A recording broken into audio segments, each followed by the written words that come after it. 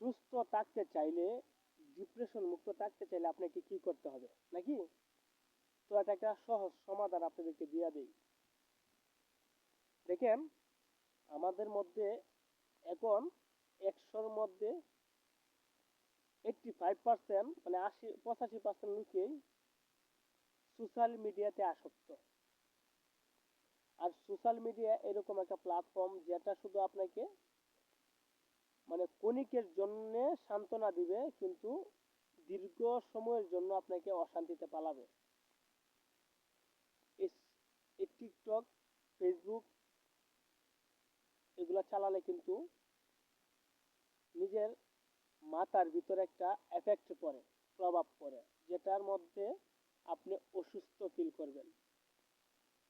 তো এর জন্য আপনাকে কি করতে হবে? এগুলা থেকে বিরত থাকতে হবে। ফার্স্ট পরামর্শ এটা, প্রয়োজন ব্যতীত সোশ্যাল মিডিয়াতে আপনি প্রবেশ করবেন না। নিজেকে ব্যস্ত রাখুন নিজের কর্মের মধ্যে। আপনি যে কর্মটা করতেছেন সেটার মধ্যে আপনাকে ব্যস্ত রাখুন। আর প্রতিদিন আপনি যদি মুসলিম ধর্ম হয়ে থাকেন, যে যে ধর্মেরই হয়ে থাকুন, সকালে উঠে সকাল সকাল উঠে আপনার ধর্মাবলম্বী কাজ করবেন। মুসলিম হলে নামাজ পড়বেন, হিন্দু সনাতন ধর্মী হলে মন্দিরে আপনি চলে যাবেন আপনার কাজ করতে। এরপরে নিজের কাজের মধ্যে বেরিয়ে পড়ুন। অহেতুক, আবার বলতেছি, অহেতুক অপ্রয়োজনীয়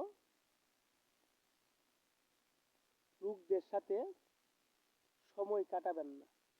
এটা সবচেয়ে গুরুত্বপূর্ণ বিষয়।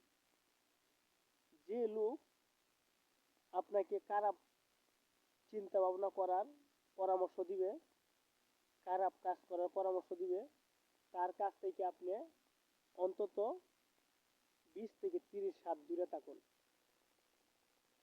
এটাই বলতেছি। আর সর্বক্ষণ সর্বসময় এই যে উপরওয়ালার প্রতি বিশ্বাস রাখুন, তাহলে অন্তত আপনার ডিপ্রেশনটা কম হবে। ব্যায়াম করবেন, ব্যায়াম করবেন, ব্যায়াম করিলে শরীর সতেজ থাকবে, শরীরে এনার্জি পাবেন, কাজে মন বসবে। মানুষের গীবত থেকে বিরত থাকেন। মানে কিছু কিছু কাজ রয়েছে যেগুলো আপনি করবেন, তাহলে দেখবেন যে আপনি সুস্থ থাকতে পারবেন মনের দিক দিয়ে, এবং শরীরের দিক দিয়ে চাঙ্গা থাকতে পারবেন। তো পরামর্শটা আপনার মনের ভিতরে সেট আপ করে নেন।